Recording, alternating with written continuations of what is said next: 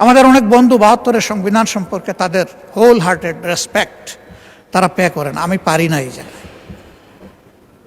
যারা করেন তারা এখন সরকারি ট্রেজারি বেঞ্চে অনেকে বসে আছে, আপনিও পারেন না। কারণ ৭২-এর সংবিধানটাকে পরিবর্তন করে দিয়ে গেছেন মরহুম প্রেসিডেন্ট শহীদ জিয়াউর রহমান। তিনি ৭২-এর জায়গায় ওটা রাখেন নাই।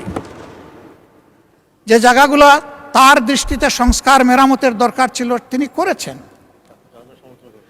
তাইলে এখন কেমনে আমরা বলতে পারি যে আমরা ৭২-এর সংবিধান চাই? এটা তো আমরা বলতে পারি না।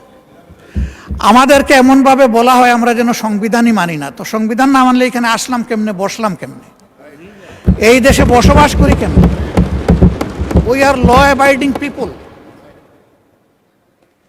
যত সময় পর্যন্ত দেশে বিদ্যমান সংবিধান আছে আমরা তার বিরুদ্ধে আন্দোলন করতে পারি কোনো পরিবর্তনের জন্য, কিন্তু বিদ্রোহ করব না।